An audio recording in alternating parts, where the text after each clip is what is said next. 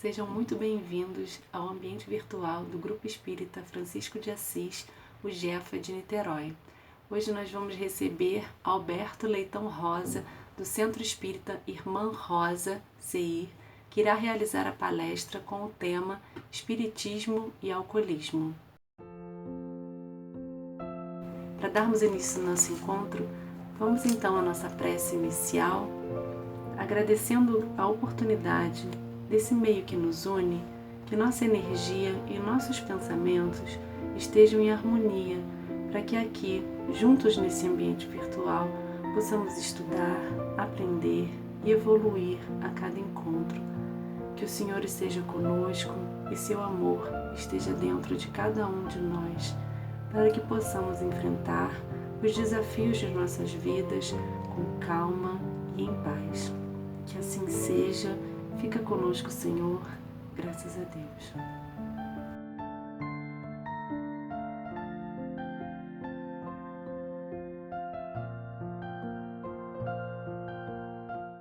Olá, minhas queridas irmãs, meus queridos irmãos, do Grupo Espírita Francisco de Assis de Niterói. Que Jesus nos abençoe em mais esta feliz oportunidade de estarmos aqui virtualmente reunidos para juntos estudarmos um pouco mais do Evangelho do nosso Senhor Jesus Cristo à luz da doutrina dos Espíritos. Conta-se que um jovem, ainda desde pequeno, sonhava muito alto. E certa vez, debruçando-se na mureta de uma ponte, olhou passando um iate luxuoso, percebeu as pessoas ricamente trajadas, sorridentes, todas extremamente felizes. E ali então ele fixou o seu objetivo de vida, decidiu que batalharia para ter sucesso na vida. Colocou como alvos o dinheiro, o poder, o prestígio, e assim foi caminhando este menino. Logo, mais à frente, ingressou na faculdade de odontologia, era um excelente aluno. Lá conheceu aquela que seria sua esposa. Formou-se em odontologia, era um ótimo profissional. Logo o dinheiro veio chegando em abundância. Casou-se, teve 2 filhos saudáveis, muito um pouco à frente, conseguiu comprar uma casa magnífica, tinha carros luxuosos, fazia viagens exóticas, enfim. Atingiu os objetivos que ele havia traçado, até que comprou o iate e navegou até aquela mureta onde ele havia fixado os seus sonhos e aí disse para consigo mesmo: conquistei tudo que desejava, estou feliz, tenho dinheiro, tenho poder, tenho prestígio. Mas o tempo passou. E mais à frente, aquele agora homem começou a se sentir vazio. Começou a se sentir entristecido sem saber o motivo de onde vinha esse vazio, essa angústia. Chegou até a depressão. E não sabia o que fazer. Procurava comprar a paz, a tranquilidade, pois tinha muito dinheiro, mas elas não estavam à venda. Acabou neste caminhar chegando até o álcool, chegando até as drogas, pois ali ele encontrava o seu refúgio momentâneo. Ali ele esquecia um pouco dessas questões íntimas, ali o seu vazio diminuía, a sua angústia diminuía, mas logo em seguida, ao passar o efeito do álcool, ele voltava novamente ao vazio, voltava à depressão, e assim ele foi desenvolvendo a doença chamada alcoolismo. E nós trazemos essa história porque muitos de nós vivemos da mesma forma, estabelecendo objetivos de vida fictícios, apenas galgados na matéria, nas conquistas da matéria. Deixamos de lado o mais importante, que são os objetivos nobres, os ideais nobres, as metas superiores. E muitas vezes chegamos ao vazio existencial, muitas vezes chegamos a este buraco chamado angústia e buscamos a fuga nas drogas. Hoje a nossa conversa é sobre o espiritismo e o alcoolismo. O que a doutrina espírita tem para nos ensinar sobre essa questão? Não? O álcool é uma droga, como sabemos, lícita, à venda em qualquer lugar, por isso mais acessível, por isso menos estigmatizada, que tem feito muitas vítimas, em especial na população jovem. Então vamos também nos assessorar com algumas questões técnicas para entendermos exatamente a doença chamada alcoolismo e, consequentemente, com as orientações da doutrina espírita, buscarmos caminhos para nos prevenirmos, caminhos para combatê-la quando ela já está instalada. Então vai ser importante que nós entendamos o que é a dependência química, porque o alcoolismo é um tipo de dependência química. Como que isso se instala? Como que essa dependência a qualquer droga se instala? Vamos falar um pouco desse binômio chamado fuga e prazer, nos auxiliando daquilo que Joana de Ângelo vai nos apresentar sobre as fugas psicológicas, né? Em especial nesse momento de pandemia, quando as pessoas estão com a sua saúde mental mais afetadas, certamente que o consumo de drogas tem sido uma problemática que precisa de atenção. Vamos também perceber quais são as consequências daquele que se torna um dependente químico, seja do álcool, seja de qualquer outra droga, e buscarmos finalmente as orientações da doutrina espírita para solução e para prevenção dessa questão. Ora, o alcoolismo, ou a dependência do álcool, é uma doença crônica, multifatorial, que depende de muitos fatores, né? É um dos transtornos mentais mais comuns e é definido lá na CID-10 da Organização Mundial de Saúde como um conjunto de fenômenos comportamentais, cognitivos e fisiológicos que se desenvolve após o uso repetido de álcool. Muito bem. A doença de base, ela se chama adicção. Adicção, de uma forma bastante simplista, e tudo que vamos falar aqui será bem simplista, né? Não temos por objetivo esgotar esse tema tão profundo nesses breves minutos, mas a adicção, de uma forma muito simplista, são desequilíbrios cerebrais associados à dependência de alguma substância ou de alguma atividade, né? A adicção está associada à compulsão, à impulsividade, a vícios, e o alcoolismo tem também por fundo a adicção, né? A dependência química, seja ela qual for, tem como doença de fundo a adicção, que causa uma dependência.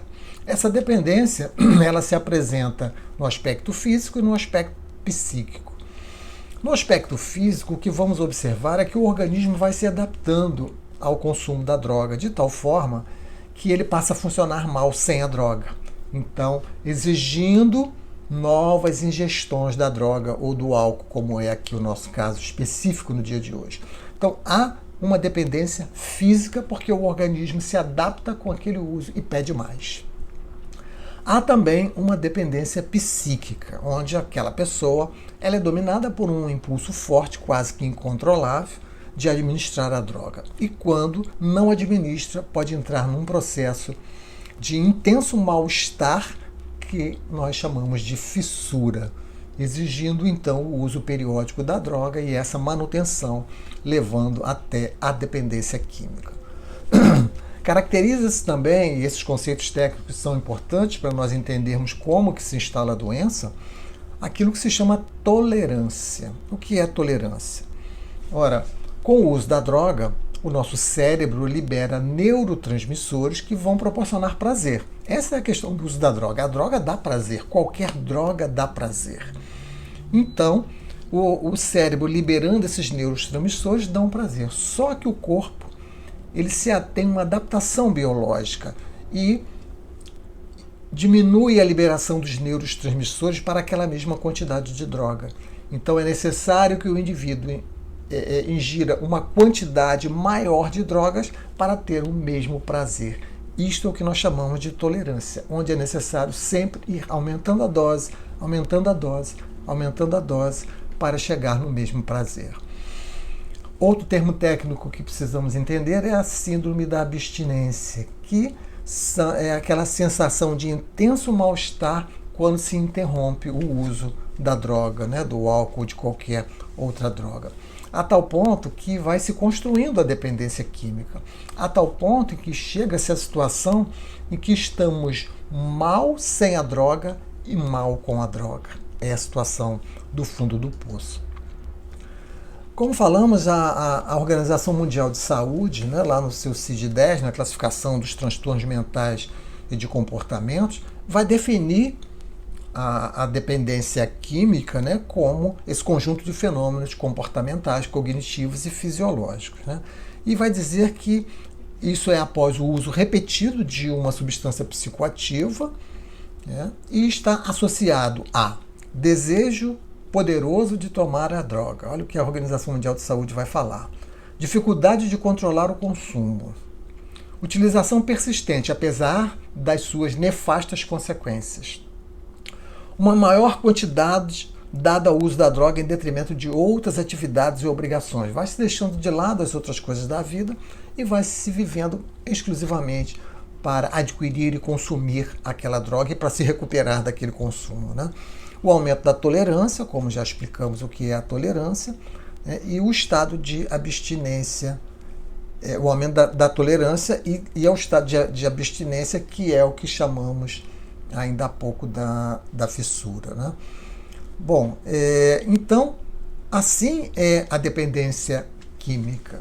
Né? O guia para trabalhar os passos dos narcóticos anônimos, nós vamos encontrar lá uma definição que poderíamos chamar da adicção, que é da doença de base, feita, né, por eles próprios, né, pelas próprias pessoas que estão em tratamento, que fala de uma forma muito simplista, e isso talvez nos ajude mais a entender o que é adicção. Assim eles vão dizer: existe alguma coisa em nós que nos torna incapazes de controlar o uso de drogas. Isto é adicção. É uma doença. Essa mesma coisa nos torna propensos à obsessão e à compulsão em outras áreas de nossas vidas. Então, esta adicção, que é uma compulsão, ela vai se dar tanto no consumo de drogas quanto a outras coisas na vida. Então, e tudo vai ser muito.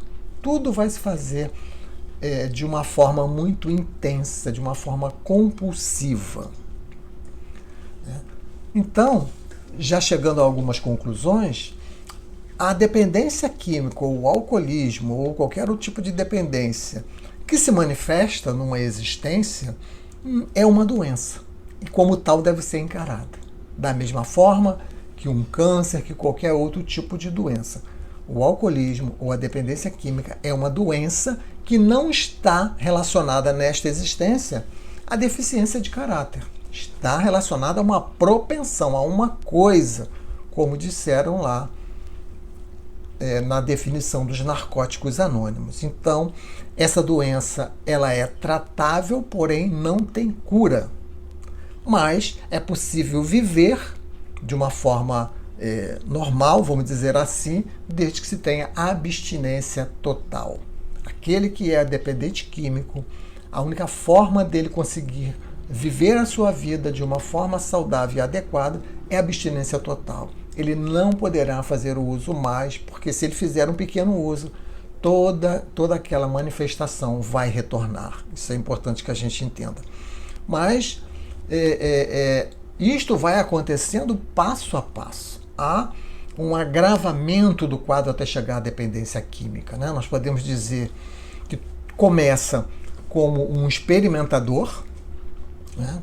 Quer dizer, aquele que experimentou o álcool, por exemplo, ou qualquer outro químico, passa-se num estágio acima ao usuário ocasional, aquele que vai fazer uso da droga de forma descompromissada, do álcool de forma descompromissada e recreativo. Até que ele vai se tornar, então, um usuário abusivo. No repetir, ele vai se tornar um usuário abusivo. Começa a guardar Essa relação já comete abusos no seu uso, para então ele chegar à dependência química, ainda numa fase que chamamos de funcional. O que é isso? Ele já é considerado um dependente químico, mas ele funciona, ele consegue estudar, ele consegue trabalhar, até chegar no estágio mais grave da doença, que é o dependente químico disfuncional. Então podemos pensar o alcoolismo com todas essas fases também. O disfuncional é aquele que entra em falência completa, falência moral, falência financeira, falência física. Então é assim que a dependência química ela vai se instalando. A dependência química ou o alcoolismo vai ser diagnosticado medicamente, né? pelo psiquiatra. Ele é que é o médico da saúde mental, então é ele que vai diagnosticar através de uma série de critérios, né? Que não vamos aqui entrar em detalhes, mas lá o Manual Diagnóstico e Estatístico de Transtornos Mentais, elaborada pela Sociedade Americana de Psiquiatria, né, o chamado DSM-4, lista uma série de características, uma série de critérios para se definir se aquela pessoa já chegou no estágio da dependência química, ainda que funcional. Os fatores que podem causar a instalação da dependência química são muitos, mas na história que contamos no início, entendemos que ali está o principal deles, né? O vazio existencial, a busca, quando nós não buscamos ideais e metas superiores, quando nós nos fixamos apenas nas questões materiais, na busca da satisfação, na busca do prazer, na busca do êxtase. Há algum momento na vida em que o indivíduo poderá chegar a esse quadro que chegou este rapaz que nós contamos a história inicial. Isso tudo vai se associando, né, ao medo da vida, às fragilidades, ainda mais no mundo de provas e expiações, a carência afetiva, por muitas vezes estar inserida numa família desajustada, são os seus conflitos íntimos que já vêm de outras encarnações, a estimulação que o nosso meio dá, seja na família, onde se cultua muitas vezes o consumo do álcool, seja na mídia, mostrando, né, celebridades, estimulando o consumo do álcool. Tudo isso vai se reunindo, né? Muitas vezes a pessoa não acredita naqueles efeitos, né, e diz que eu bebo, mas eu paro quando eu quiser. E poderá até fazer isso, sim, se não tiver essa coisa, né, que nós falamos ainda há pouco, que é a adicção que vai chegar na dependência química. Então nós podemos pensar, mas eu conheço pessoas que bebem e não são alcoolistas. Eu conheço pessoas que usam drogas e não chegam na dependência química. Sim, existe. Por quê? Porque nem todos têm esta doença, têm nesta encarnação esta doença. Agora, como saber quem tem e quem não tem? Não tem exame para identificar quem é o dependente químico e quem não é o dependente químico. Torna-se uma roleta russa. A partir da experimentação, do uso recreativo, do uso abusivo, pode-se chegar ao dependente químico, aquele que tiver esta doença. Como falamos, é uma doença e como tal deve ser encarada. A casa espírita, inclusive, se ela quer tratar dos alcoolistas ou tratar dos dependentes químicos, ela precisa, a primeira coisa que é preciso fazer é entender que é uma doença, né? Para acabar com todo o estigma, para deixarmos de achar que aquilo ali é um desvio de caráter. Não é nesse momento um desvio de caráter. Nesse momento é uma doença que está instalada como um câncer que aparece do dia para a noite. Então é preciso que tratemos assim a dependência química ou o alcoolismo, né? Vários sinais serão característicos, nós vamos observando. Então nós, pais, educadores, enfim, aqueles que são os responsáveis, né, pelos mais jovens, devem ir observando, né, os sinais de que alguma coisa está acontecendo de diferente, né? Irritabilidade sem motivos aparentes, uma inquietação motora, né? Surge a depressão e a angústia, como vimos na história, né? Queda no aproveitamento escolar, insônia, isolamento, né? Vai mudando de hábitos, vai relaxando a higiene, né? E etc., a sua própria forma de vestir, e por aí vai. Muitas características que aqui nós não temos tempo para explorá-las em detalhes. Mas, enfim, é visível para quem está atento, para quem detém a informação do que é o alcoolismo, do que é a dependência química, e é por isso que nós estamos aqui, para obtermos informações, para podermos lidar com todos aqueles que estão sob a nossa responsabilidade e, primeiramente, conosco mesmo. Né? Sabemos o que nos é lícito, né? E também podermos observar tudo que está acontecendo ao nosso redor. Então, a dependência química vai se instalando dessa forma.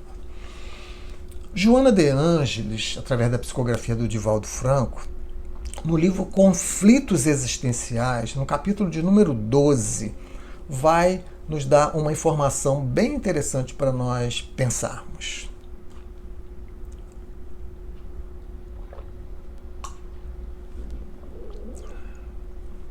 Ela vai dizer assim: não poucos viciados renitentes são vítimas do mesmo hábito que mantiveram em existência anterior, na qual mergulharam em abismo profundo e retornaram com as marcas da dependência que os consome. Muita atenção a isso que a Joana de Ângeles está falando. Ela está dizendo que a dependência química vem sendo construída até mesmo ao longo das existências. Então, ela vem dizendo que nós trazemos as marcas disso na vida atual, ou nas vidas subsequentes. Então, de alguma forma, a doença vem se instalando.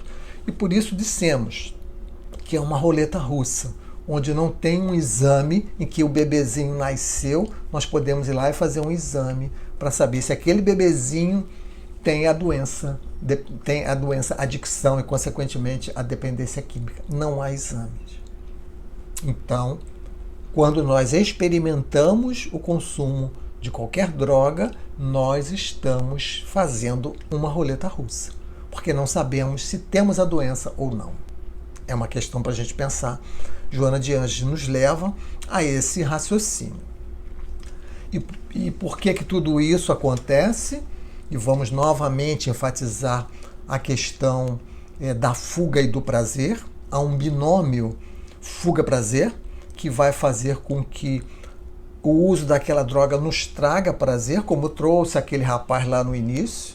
Quando ele entrava na depressão, ele buscava o álcool e naquele momento, naqueles minutos, ele ficava bem, mas depois voltava em maior intensidade. Isso porque o consumo do álcool é uma recompensa prazerosa, né? Conforme nós usamos o álcool ou qualquer droga, o cérebro libera neurotransmissores que proporcionam prazer. Então, o nosso sistema cerebral de recompensa é ativado. Então, quando consumimos o álcool ou qualquer droga, esse sistema ele é ativado de forma mais intensa do que naturalmente. Porque também nós ativamos o nosso sistema cerebral de recompensa, também o nosso cérebro produz os neurotransmissores de forma natural, quando nós estamos fazendo coisas boas, quando nós estamos lendo um bom livro, quando nós estamos inseridos num trabalho de caridade, quando nós estamos em contato com a natureza, quando estamos praticando exercícios físicos, quando estamos fazendo bem. Por isso que os espíritos registram a Allan Kardec: fora da caridade não há salvação. Então, o caminho da caridade, entendendo a caridade no seu sentido mais amplo, é onde nós vamos encontrar a melhor prevenção para qualquer doença, inclusive a dependência química. Então, o fato é esse: o organismo, o cérebro, libera neurotransmissores e nós sentimos prazer. Só que é um prazer falso, né? Podemos fazer isso de outra forma. E é exatamente isso que a Joana de Ângeles vai chamar de fuga psicológica. Então vamos entender um pouquinho o que vem a ser a fuga psicológica. Isso ela vai falar lá no livro Conflitos Existenciais, no capítulo de número 1. Então ela vai dizer que nós temos descargas emocionais perturbadoras por conta das dificuldades que enfrentamos no mundo de provas e expiações, né? Que são dificuldades difíceis de serem contornadas, de serem aceitas. Então, de forma automática, nós vamos transferindo essas dificuldades para o nosso inconsciente e vamos, então, buscar a fuga vamos buscar não enxergar aquilo, nós vamos botar as dificuldades embaixo do tapete. Nós vamos usar máscaras. Não, isso não está acontecendo na minha vida, isto não é assim. Vamos evitar o enfrentamento das dores. Essa é a dificuldade que vai levar às fugas psicológicas, dentre elas o consumo de drogas, o consumo de álcool. Né? Então ela vai dizer, em vez do indivíduo enfrentar com naturalidade os seus problemas, ele vai produzir um mecanismo automático escapista para tentar livrar-se dessas dificuldades, quando na verdade está apenas postergando as dificuldades. Então vai haver uma evasão da realidade para a fantasia. É isso que vai acontecer.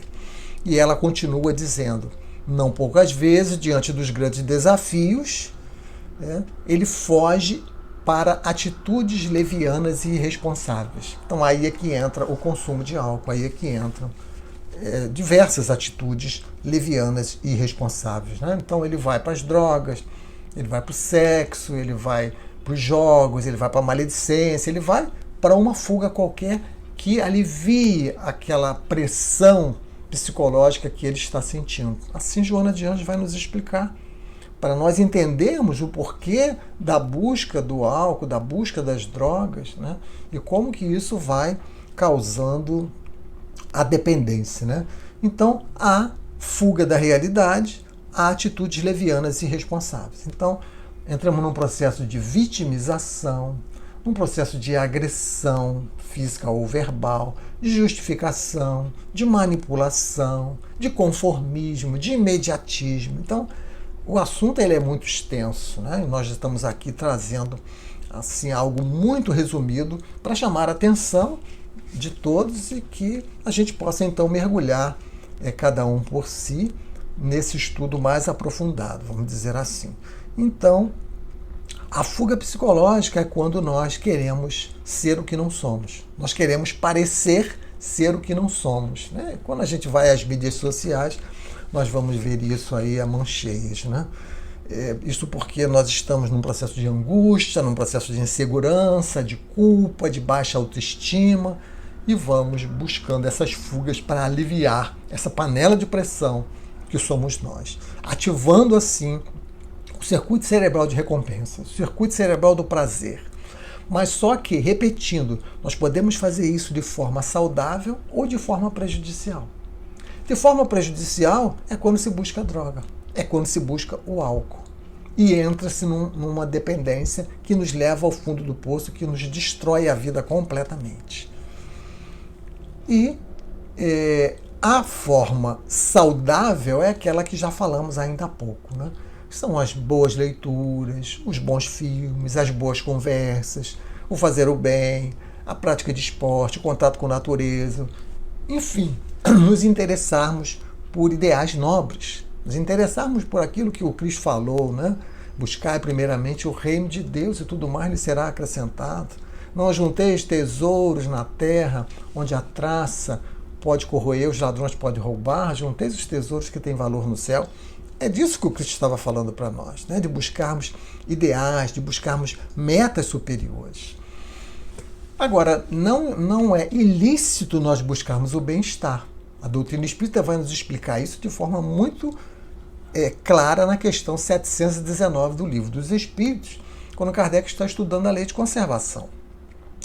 Ele vai perguntar, merece censura o homem por procurar o bem-estar? Resposta, é natural o desejo do bem-estar. Deus só proíbe o abuso, por ser contrário à conservação. Ele não condena a procura do bem-estar, desde que não seja conseguido à custa de outrem e não venha diminuir-vos nem as forças físicas, nem as forças morais. Então, o uso da droga, o uso do álcool, ele reduz as forças físicas e morais, como outras fugas. Então, temos que buscar o bem-estar, sim, e temos que olhar esses dois pontos que os espíritos nos destacaram. Isso está trazendo mal para alguém? Não. Isso está trazendo mal para mim, diminuindo minhas forças físicas e morais? Não. Então é lícito. É lícito buscar o bem-estar desde que passemos por esses dois crivos que os Espíritos nos colocam na questão 719 do Livro dos Espíritos.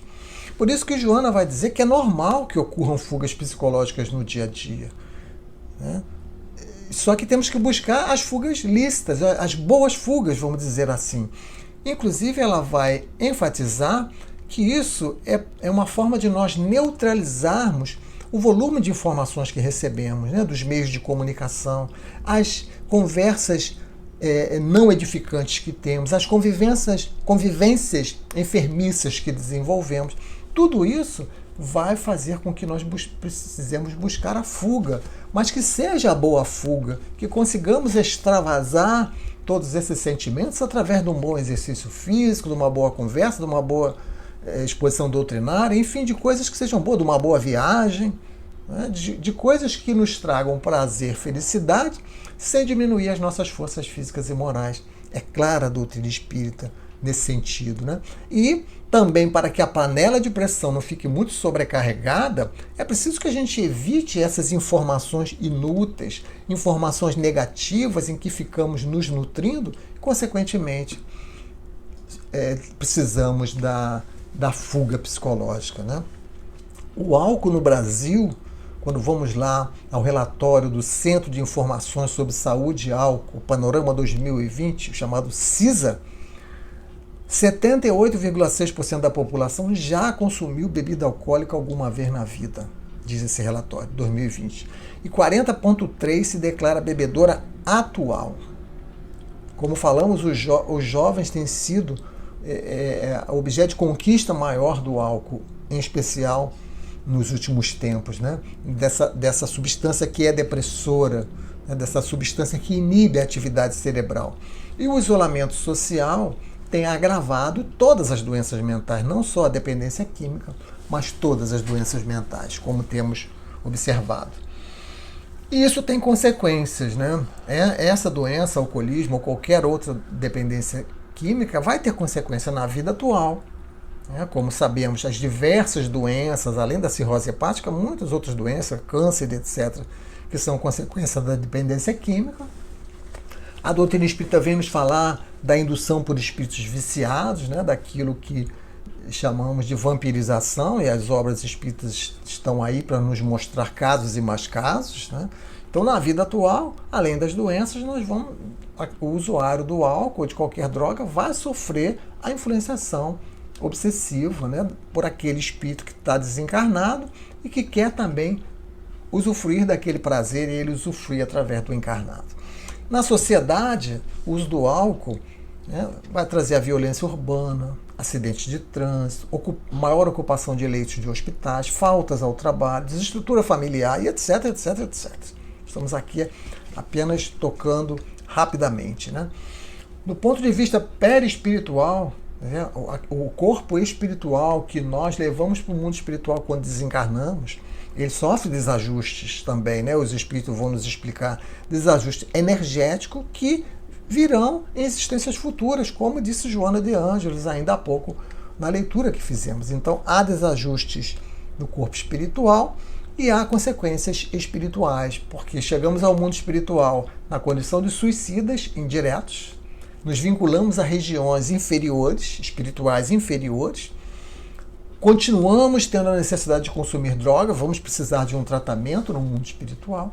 Então vejam que a coisa é séria, a coisa é grave.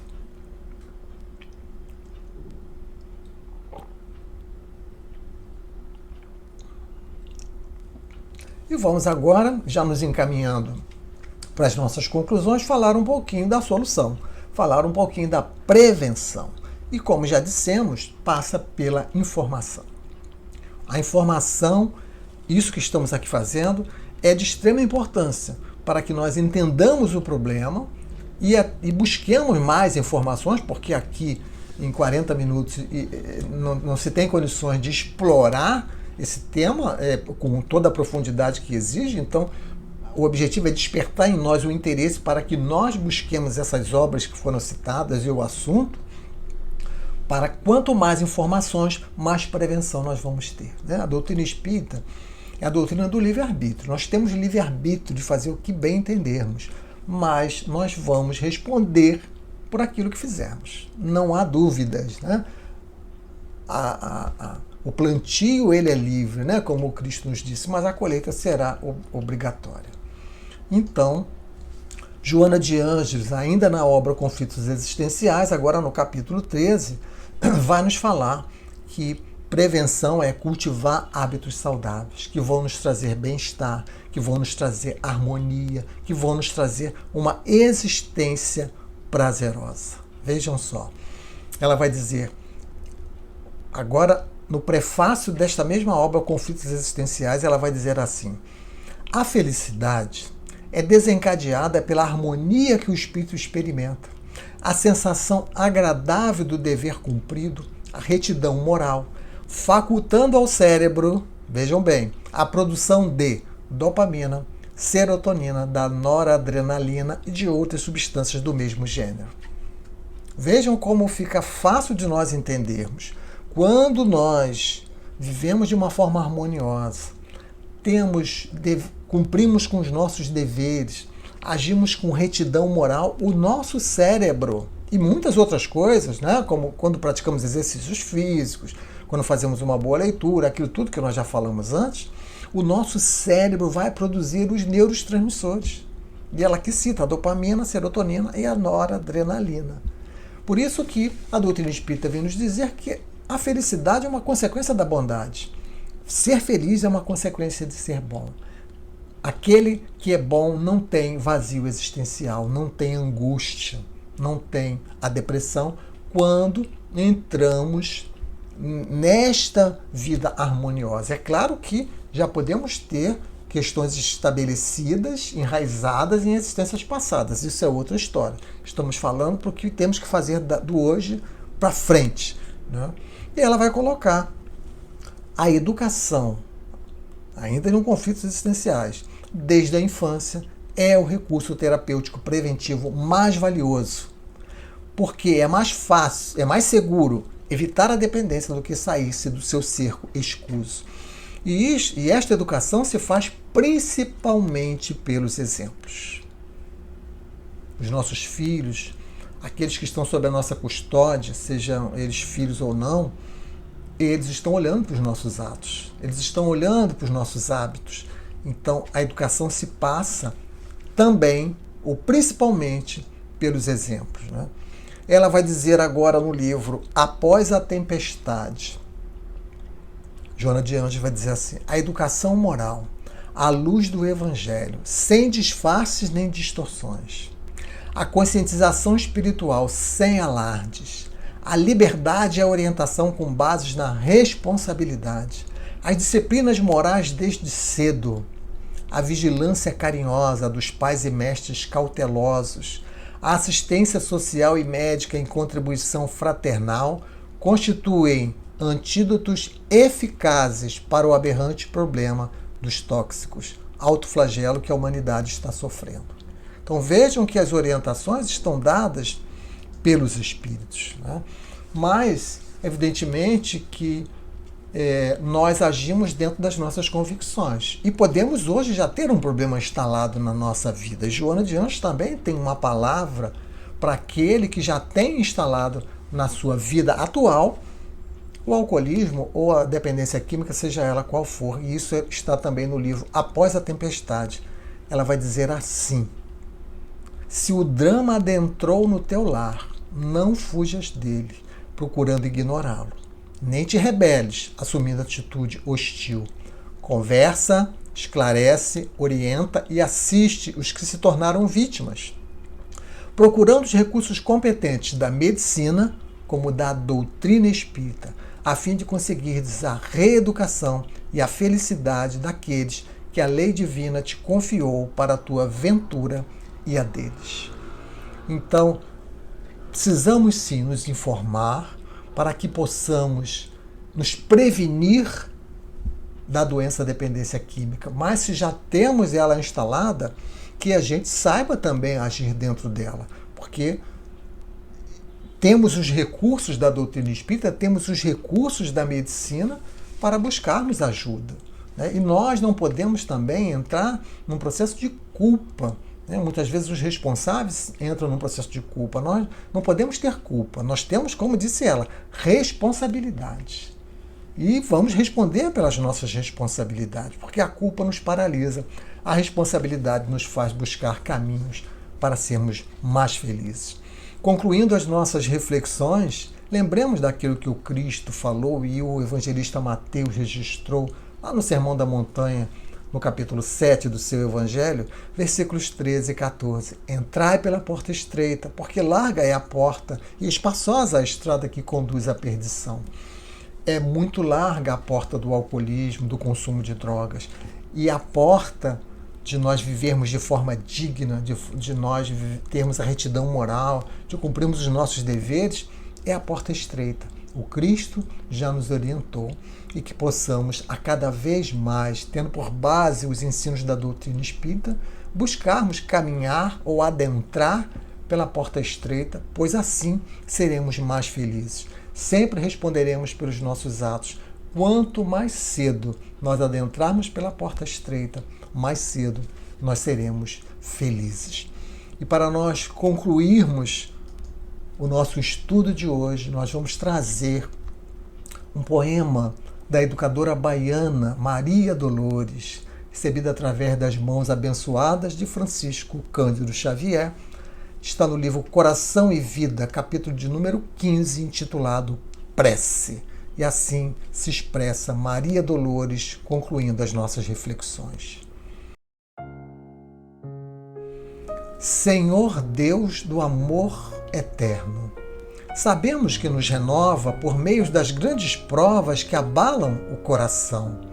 Por isso não te rogamos que nos retire da estrada, quase sempre atribulada de acesso à renovação. Estamos a suplicar-te acréscimo de energia nas lutas de cada dia e amparo libertador.